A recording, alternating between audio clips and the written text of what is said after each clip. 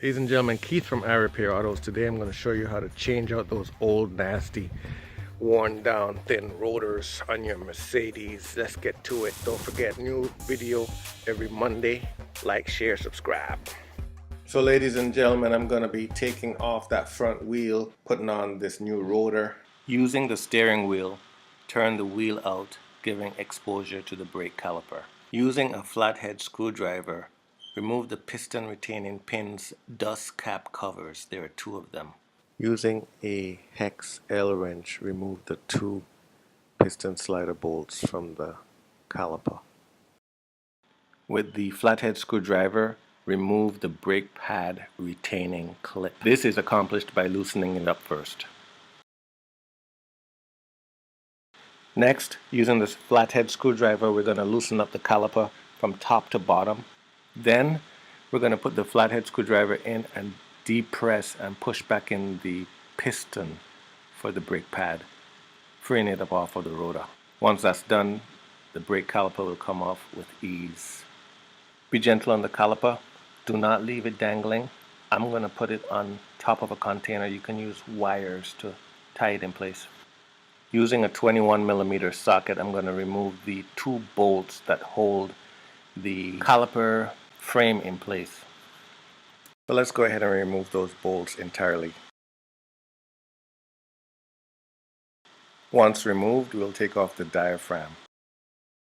Take some WD-40 penetrant oil and put it on the retaining bolt for the rotor. Using an impact bolt remover with a Torx 30, we're going to go ahead and remove that retaining bolt. I've gone ahead and set that impact bolt extractor to the left to loosen up that bolt. Once it's loosened up, you just turn it counterclockwise to remove it. Using more WD penetrant, I'm going to just spray it around the rotor where it connects to the axle. And then taking my rubber mallet, hit it on each side until it's free. Once it's free, I'll then remove that rotor. Installing the new rotor is the reverse, making sure to line up that retaining hole with the existing retaining hole on the hub. Take the retaining screw and put some Loctite, blue Loctite, on it before reinserting and tightening it down. Then go ahead and put in the lug nuts just to ensure that those holes line up before torquing down that retaining bolt. Then I go ahead and I tighten it down. Go ahead and remove all the lug nuts. I then put more Loctite on the bolts where we put on the caliper retaining bar, and then I insert and bolt down that retaining bar for the caliper.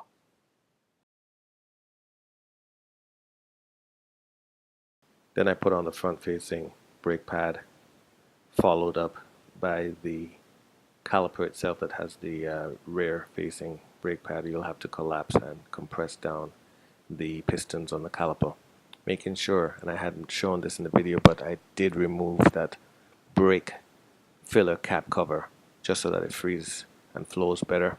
Then I install the caliper.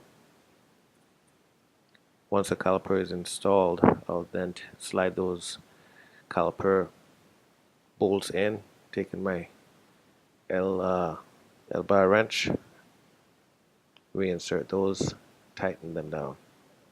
Once that's complete, I'll take the caps and reinsert those to keep dust, water, salt, and other debris out of those holes.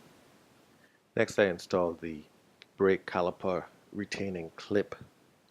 Push that into place to complete the installation. And those are the steps needed to change out your rotor, after which you will reinstall the wheel and lower it down to the ground. Before driving the vehicle, make sure that you go inside the vehicle with the engine started and the caliper has fully seated itself on the new rotor. As always, everyone, don't forget to like, share, subscribe to my channel if you find these videos helpful. What that does, it pushes my videos up in the search results so that other Mercedes owners, drivers, do-it-yourselfers can find them easier. Thanks and peace out.